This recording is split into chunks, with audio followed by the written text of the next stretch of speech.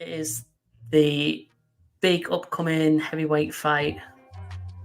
Well, I think the event's bigger rather than the actual main event fight, but Saudi Arabia putting on another big event. Lots of names and good fights on this one. We'll start not at the top of this page, but at the top of the card. It's Anthony Joshua versus Francis Ngannou after his recent loss to Tyson Fury. I can see Alex is raring to put some thoughts into this one. What do you make of it, Alex? Man. I referred to a little bit earlier, man. We like shows, right? We like Broadway shows. We like, circus shows. We like the unknown too. What is it there to expect? When they made Tyson Fury versus Francis Ngannou, I thought for sure Tyson Fury, our great heavyweight of this time, would dominate Ngannou. I thought it was laughable to make this matchup. Thought it was ridiculous that we were getting it, especially him being a WBC champion, the ring champion, for a time until he decided to get rid of his belt for whatever reason. And also the prospect of seeing undisputed at heavyweight, something we haven't seen in decades. I think it was Lennox Lewis was the last undisputed champion. Yeah. And then, it's a money grab. They say, hey, man, it's a business. Well, that business almost backfired on Tyson Fury because Francis Ngannou, for him being an 0-0 fighter, looked pretty goddamn good in that ring. Probably the best 0-0 fighter we've ever seen that we can recall. I mean, he dropped Tyson Fury, seemed to have enough skills to hang with him and not get dominated, which he did not get dominated. He loses the decision. Some people believe that he might have deserved to win it. To be honest, it wasn't a fight that I paid too much attention to. But yeah, when he knocked him down, it definitely caught my eye. So we have another spectacle, the return of Anthony Joshua, man. How I've liked the ride that he's been on as of late, has been, with different trainers since his loss to Usyk, has now set it on Ben Davison. Don't you just hate that with Box Rec? Yeah, right. But yeah, man, has been on a crazy roller coaster. Like I said, took back-to-back losses to Usyk, went to Derrick James, now with Ben Davison. Seemed to really click with Ben Davison. That performance against Otto Wallin was terrific. It was great to watch. Very satisfied with what I seen with him. And now he said, it's my turn to go to the circus, to the spectacle. Saudi Arabia has been giving us some pretty good cards. This one I think is it's an interesting build. Obviously the main event is a bit strange as well. Unsure what to expect. I underestimated Ngannou before. I'm gonna do it again, man. I got Anthony Joshua. Definitely getting the win. Can he stop Ngannou? I mean, I've seen this dude take a straight elbow from Tyson Fury and just stay in the pocket. So it's tough to say. But yeah, AJ for the win. Do it for boxing. Don't play with your food. Keep there. Show him why there's a difference between boxing and MMA, and that you can't just walk up in here and do as you please. AJ, please, please, please, please, please get this win. Go on, Jeff. Share your thoughts on that one as well. Certainly, ditto what Alex has said there, but I have Joshua picking up a stoppage, doing the unthinkable. We'll see if it happens, but that's what I'm going with because I think Joshua is not going to take this light, and I think he's going to come to cook, as Ernest mentioned there. And if he has the aggression he had against Otto Wallin, then yeah, he should be able to stop Ngannou, who's fighting in his second professional boxing match. So everything else, it is what it is. It's one of the big shows. I like the promo they've done. They have a little video game you can play, almost kind of like Street Fighter-ish Punch-Out-esque out there. Yeah, it's online. I've seen that. They did this for the promo. It's pretty cool. So I like what it does from that aspect of boxing in terms of brings out the creativity in the promo world. Yeah, I was very impressed. I mean, I'm not a bit one for like all of the hype and stuff before fights. I just want to watch the fights as they're on. I'm not bothered about the press conferences and all that shit. But I saw that trailer like video. It's like a fucking movie, isn't it? where the cartoons and the going all over the place. Yeah, it was very impressive, to be fair. And they've knocked together a video game out of it as well. Let's move on. Let's stay with heavyweight, because this is a very intriguing fight. Zhang against Joseph Parker off the back of his great win over Deontay Wilder, and Zhang obviously got his 2 wins over Joyce. So very interesting fight. Josh, we'll come to you first on this one. What are your thoughts? The curious case of Zhang Jilei. He's made his arrival here, and people have his name thrown out there in title contention, of course. This is an interim fight for the WBO title. We know who we want to see any of these guys fighting for a title, quote unquote, go against. And that's, of course, Tyson Fury, Alexander Usyk. But in the case of Zhang, I'd also like to see him in there against Anthony Joshua. But for now, we have him against Joseph Parker, who I've always liked. Joseph Parker is one of those guys. He shows up, he fights, he gives you an effort. Sometimes, or some fights, not necessarily probably the best of him, but I've liked the work that has gone down with his transformation under Andy Lee, with him leaning more offensively. Zhang Jilei did the unthinkable, stopped the juggernaut Joe Joyce, a guy who we hadn't seen really have a dent put in him in any way. And it was just a matter of, okay, Joyce, he can take this punishment. Will he come on later? But Zhang Jilei said no and just stopped him with sharpness and power. And especially that second fight, man, it's something beautiful the way he set that up. I mean, he just sent Joyce back to the line in a sense. And his title hopes are now pretty much thwarted. But this should be an interesting fight. Might be one of the better fights there on the card.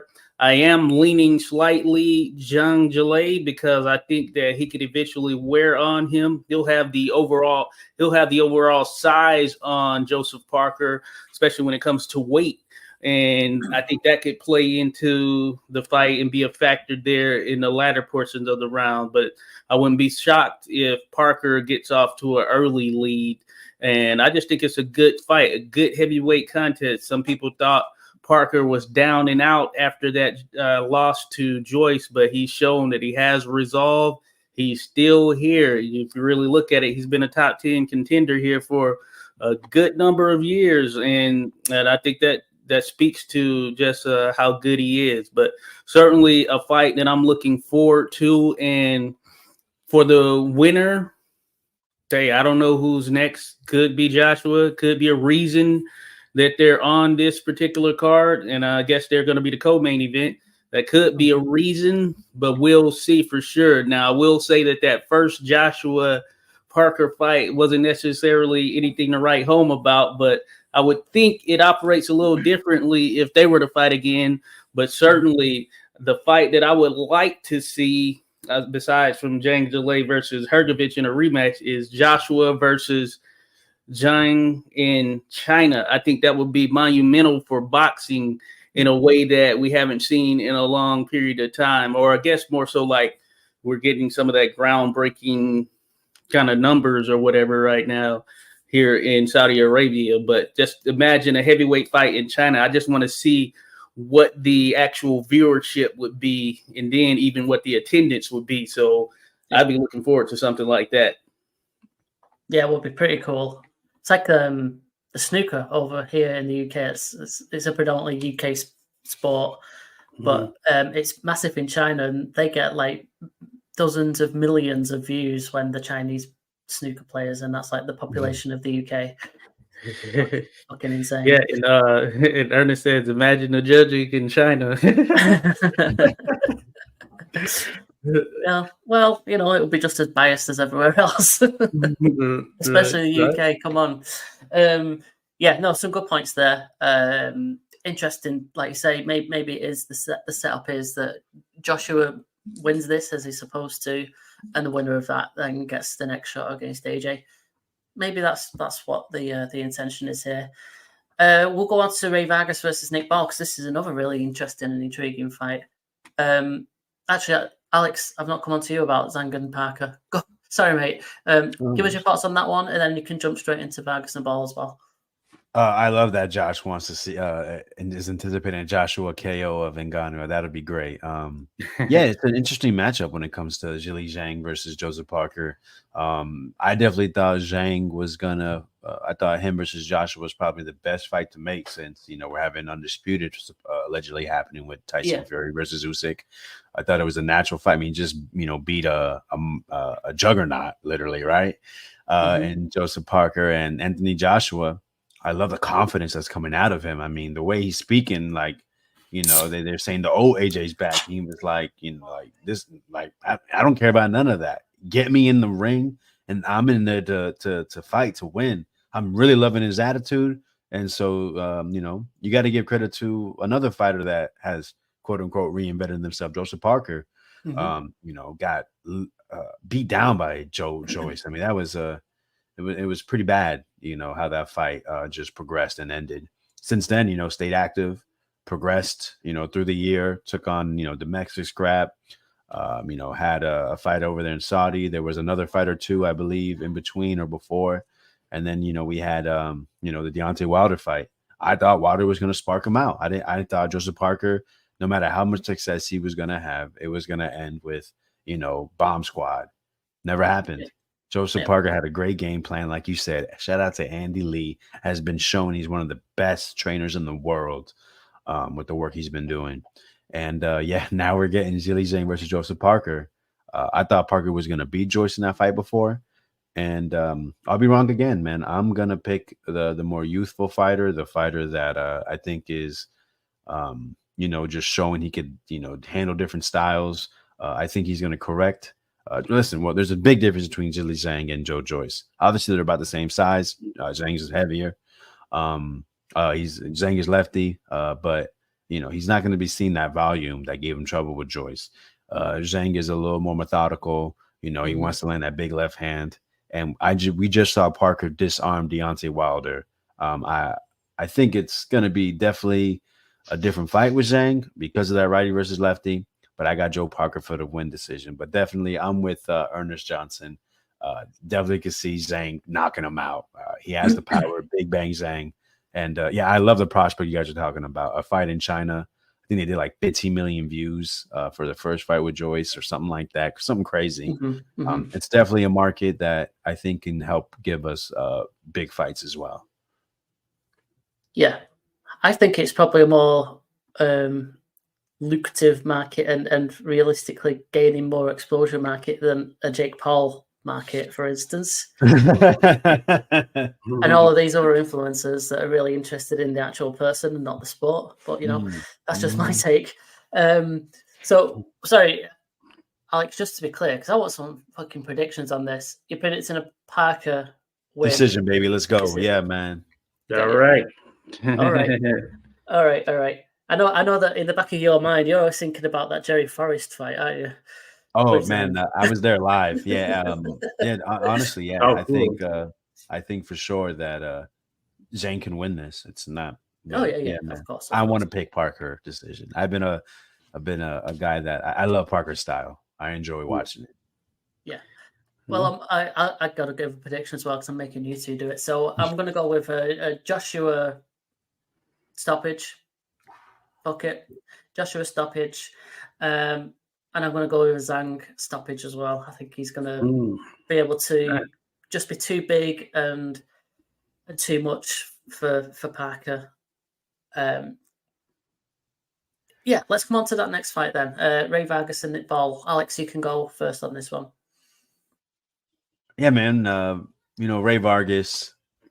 I remember there was, he was supposed to be like mandatory challenger for Gary Russell for a while. Had like health issues. I think he had like a broken leg. Came back, had a nice little fight with Baez. Then he had that fight with oh my gosh, it's Mark Mateo. Yeah, man. That was a fun fight. Yeah. Fun fight, close fight. Ray Vargas, man, I really he's a guy that can box, but he also likes to mix it up. You don't really see that kind of style from Mexico. You know, people always talk about the Mexican style. Ray Vargas has a little bit of it, but he can, you know, he can box, he can move around, he can work off the jab. You know, attempted, you know, shout out Canelo, attempted to be great, moved up in weight, fought for vacant, I believe, against Oshaki. Oshaki was just too fast, too good. And now he's in another tough fight, man. Little Nick Ball, man. He fights like a wrecking ball. Wrecking ball, yeah. You know, he's definitely a small guy. Definitely is always, you know, going against someone that's taller, longer reach, and yet has been punching through shit. I mean, this dude here, literally, I mean, he's coming in to beat you up, and you know, you're thinking, oh, you know, how's he going to close the distance? He closes that distance, and he comes with mean intentions. So it'll be interesting to see. I think Ray Vargas needs to box his way to victory. Otherwise, I don't know if he can take the shots from Nick Ball.